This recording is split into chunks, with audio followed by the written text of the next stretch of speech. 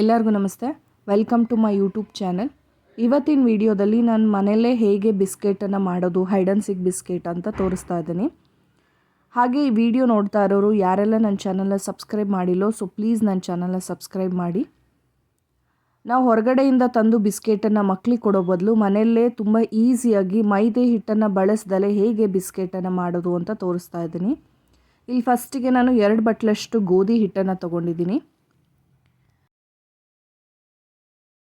ಹಾಗೆ ಇಲ್ಲಿ ನಾನು ಸಕ್ಕರೆ ಅರ್ಧ ಬಟ್ಲಷ್ಟು ತೊಗೊಂಡಿದ್ದೀನಿ. ಅಂದರೆ ನೀವು 1 ಬಟ್ಲಷ್ಟಾದರೂ ತೊಗೋಬೋದು, ಶುಗರ್ ಜಾಸ್ತಿ ಬೇಕು ಅಂತ ಅನಿಸಿದ್ರೆ.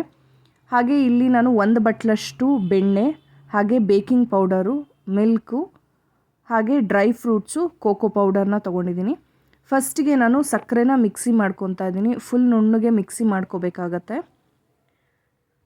ಇಲ್ಲಿ ನೀವು ವೈಟ್ ಶುಗರ್ ಆದರೂ ಬಳಸ್ಬೋದು, ಅಥವಾ ಶುಗರೇ ಬೇಡ ಅಂದರೆ ಬೆಲ್ಲನೂ ಸಹ ಬಳಸ್ಕೋಬೋದು. ಇಲ್ಲಿ ಫಸ್ಟಿಗೆ ನಾನು ಒಂದು ಬೌಲ್ಗೆ ಬೆಣ್ಣೆನ ಹಾಕ್ಕೊತಾ ಇದ್ದೀನಿ. ಬೆಣ್ಣೆ ಅಥವಾ ತುಪ್ಪ ಯಾವುದು ಬೇಕಾದರೂ ಬಳಸ್ಬೋದು. ಹಾಗೆ ಇಲ್ಲಿ ನುಣ್ಣಗೆ ಮಾಡ್ಕೊಂಡಿರೋ ಶುಗರ್ ಪೌಡರ್ನ ಹಾಕ್ಕೊತಾ ಇದ್ದೀನಿ. ಸೊ ಶುಗರ್ ಪೌಡರು ಹಾಗೆ ಬೆಣ್ಣೆ ಎರಡನ್ನೂ ನೀಟಾಗಿ ಮಿಕ್ಸ್ ಮಾಡ್ಕೋಬೇಕು. ಬೆಣ್ಣೆ ಹಾಗೆ ಸಕ್ಕರೆ ಪುಡಿ ಎರಡೂ ನೀಟಾಗಿ ಮಿಕ್ಸ್ ಮಾಡಿದಾದಮೇಲೆ 2 ಬಟ್ಲಷ್ಟು ಗೋಧಿ ಹಿಟ್ಟನ್ನು ಹಾಕ್ಕೊತಾ ಇದ್ದೀನಿ. ಇಲ್ಲಿ ನಾನು 2 ರಿಂದ 3 ಸ್ಪೂನಷ್ಟು ಕೋಕೋ ಪೌಡರ್ನ ಬಳಸ್ತಾ ಇದ್ದೀನಿ. ಹಾಗೆ ಇದಕ್ಕೆ ಅರ್ಧ ಸ್ಪೂನಷ್ಟು ಬೇಕಿಂಗ್ ಪೌಡರ್, ಅಥವಾ ಬೇಕಿಂಗ್ ಪೌಡರ್ ಇಲ್ಲಾಂದರೆ ಬೇಕಿಂಗ್ ಸೋಡಾ ಆದರೂ ಹಾಕ್ಕೋಬೋದು. ಇದಿಷ್ಟನ್ನು ಹಾಕ್ಕೊಂಡು ನೀಟಾಗಿ ಮಿಕ್ಸ್ ಮಾಡ್ಕೋಬೇಕು. ಇದ್ರ ಜೊತೆಗೆ ನಿಮಗೆ ಬೇಕು ಅಂದರೆ ಬೆಣ್ಣೆ ಕಮ್ಮಿ ಅನ್ನಿಸ್ತು ಅಂತ ಅಂದರೆ ಸ್ವಲ್ಪ ಹಾಲನ್ನು ಹಾಕ್ಕೋಬೋದು. ಅಂದರೆ 3 ರಿಂದ 4 ಸ್ಪೂನ್ ಅಷ್ಟೇ ಹಾಲು ಹಾಕ್ಕೊಳ್ಳಿ, ಜಾಸ್ತಿ ಹಾಲನ್ನು ಹಾಕೋದು ಬೇಡ. ಆಲ್ಮೋಸ್ಟ್ ಈ ಕನ್ಸಿಸ್ಟೆನ್ಸಿಗೆ ಬರೋವರೆಗೂ ಕಲಿಸ್ಕೋಬೇಕಾಗತ್ತೆ. ಬೆಣ್ಣೆ ಏನಾದರೂ ಕಮ್ಮಿ ಅನ್ನಿಸ್ತು ಅಂತ ಅನಿಸಿದ್ರೆ ತುಪ್ಪ ಆದರೂ ಹಾಕ್ಕೋಬೋದು, ಅಥವಾ ಇನ್ನೂ ಸ್ವಲ್ಪ ಬೆಣ್ಣೆನೂ ಆ್ಯಡ್ ಮಾಡ್ಕೋಬೋದು. ನೀವು ಹಿಟ್ಟು ಜಾಸ್ತಿ ಇದೆ, ಕಲಸೋದಕ್ಕೆ ಕಷ್ಟ ಆಗುತ್ತೆ ಅಂದ್ಬಿಟ್ಟು ಹಾಲನ್ನು ಜಾಸ್ತಿ ಹಾಕ್ಕೊಳಕ್ಕೆ ಹೋಗಬೇಡಿ.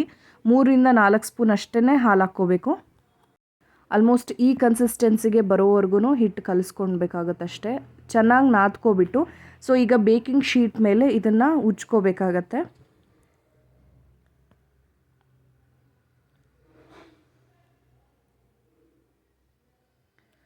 ನಾವು ಹೊರಗಡೆಯಿಂದ ಬಿಸ್ಕೆಟ್ ತಂದು ಮಕ್ಕಳಿಗೆ ಕೊಡೋ ಬದಲು ಸೊ ಇದೇ ಥರನೇ ಮನೇಲಿ ಈಸಿಯಾಗಿ ಬಿಸ್ಕೆಟನ್ನು ಮಾಡ್ಕೋಬೋದು. ಬೆಣ್ಣೆ ಇಲ್ಲ ಅಂದರೆ ತುಪ್ಪನೂ ಸಹ ಹಾಕ್ಕೊಂಡು ಮಾಡ್ಕೋಬೋದು.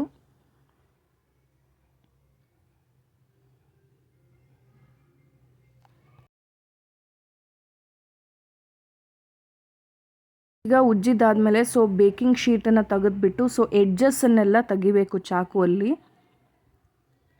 ಸೊ ನೀವು ಒಂದು ಸ್ಕ್ವಯರ್ ಶೇಪಲ್ಲಿ ಕಟ್ ಮಾಡ್ಕೋಬೇಕಾಗತ್ತೆ. ಎಡ್ಜಸ್ ಎಲ್ಲ ತೆಗೆದುಬಿಟ್ಟು ಸ್ಕ್ವಯರ್ ಶೇಪಲ್ಲಿ, ಅಥವಾ ನಿಮಗೆ ಯಾವ ಶೇಪಲ್ಲಿ ಬೇಕು ಅಂದರೆ ಆ ಶೇಪಲ್ಲಿ ಕಟ್ ಮಾಡ್ಕೋಬೋದು.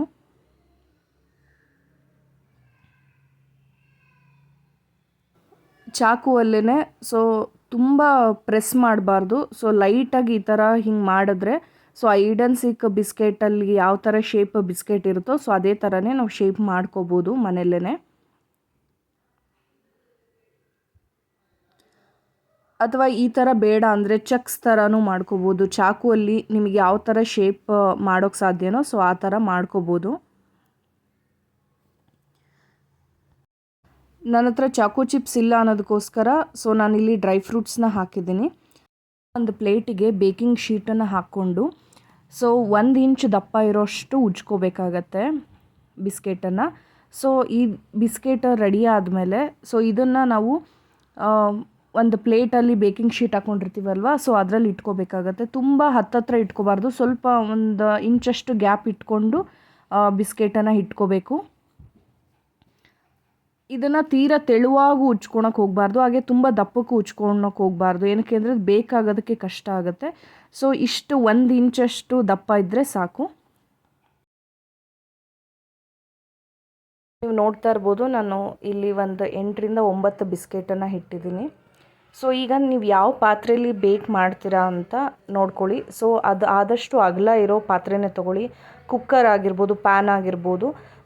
ಫಸ್ಟಿಗೆ ಅದನ್ನು ಪ್ರೀ ಹೀಟ್ ಮಾಡಬೇಕಾಗತ್ತೆ. ಸೊ ಒಂದು 5 ರಿಂದ 10 ನಿಮಿಷ ಮೀಡಿಯಮ್ ಫ್ಲೇಮಲ್ಲಿಟ್ಟು ಪ್ರೀ ಹೀಟ್ ಮಾಡಬೇಕು. ಅದಾದಮೇಲೆ ನೀವೇನು ಬೇಕ್ ಮಾಡ್ಕೊಳೋದಕ್ಕೆ ಬಿಸ್ಕೆಟನ್ನು ತೊಗೊಂಡಿರ್ತೀರಲ್ವ ಪ್ಲೇಟು, ಸೊ ಆ ಪ್ಲೇಟನ್ನು ಅದರೊಳಗಿಟ್ಟು ಮುಚ್ಚಿಡಬೇಕಾಗುತ್ತೆ. ಒಂದು 10 to 15 ಮಿನಿಟ್ಸ್ ಬಿಟ್ಬಿಡಬೇಕು. ಸೊ 10 to 15 ಮಿನಿಟ್ಸ್ ಮೀಡಿಯಮ್ ಫ್ಲೇಮಲ್ಲೇ ಇಟ್ಟರೆ ನಿಮಗೆ ಬಿಸ್ಕೆಟ್ ರೆಡಿ ಆಗುತ್ತೆ.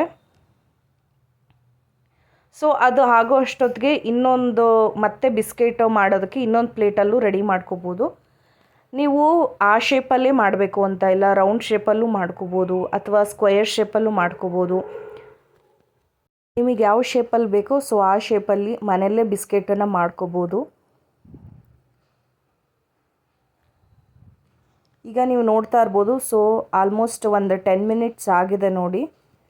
ಸೊ ನಿಮಗೆ ಥಿಕ್ನೆಸ್ ಯಾವ ಥರ ಇರುತ್ತಲ್ವ ನೀವು ಬೇಕ್ ಮಾಡೋದಕ್ಕಿಂತ ಮುಂಚೆ, ಸೊ ಅದು ಸ್ವಲ್ಪ ದಪ್ಪ ಆಗಿರುತ್ತೆ ಬೇಕಾದಮೇಲೆ.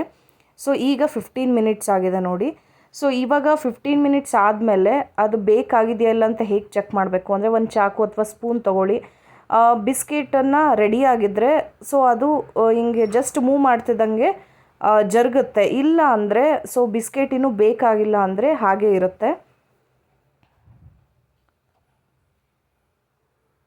ಸೊ 15 ಮಿನಿಟ್ಸ್ ಆದಮೇಲೆ ಸೊ ಅದು ಬಿಸ್ಕೆಟನ್ನು ತೆಗೆದಿಟ್ಬಿಟ್ಟು ಕಂಪ್ಲೀಟಾಗಿ ಆರೋದಕ್ಕೆ ಬಿಡಬೇಕು. ಒಂದು ಪ್ಲೇಟಲ್ಲಿ ಹಾಕಿಬಿಟ್ಟು ಕಂಪ್ಲೀಟಾಗಿ ಆರಬೇಕು. ಆರಿದ್ಮೇಲೆ ಮಾತ್ರ ನಿಮಗೆ ಬಿಸ್ಕೆಟ್ ಚೆನ್ನಾಗಿ ಅನಿಸುತ್ತೆ ತಿನ್ನೋದಕ್ಕೆ. ಸೊ ಬಿಸಿ ಇದ್ದಾಗಲೇ ಬಿಸ್ಕೆಟು ಸ್ವಲ್ಪ ಮೆತ್ತಗೆ ಅನಿಸುತ್ತೆ ತಿನ್ನೋದಕ್ಕೆ. ಸೊ ಕಂಪ್ಲೀಟಾಗಿ ಆರೋದಕ್ಕೆ ಬಿಟ್ಬಿಡಿ. ಸೊ ಆವಾಗ ಚೆನ್ನಾಗಿ ಕ್ರಿಸ್ಪಿಯಾಗಿ ತಿನ್ನೋದಕ್ಕೆ ಚೆನ್ನಾಗಿರುತ್ತೆ.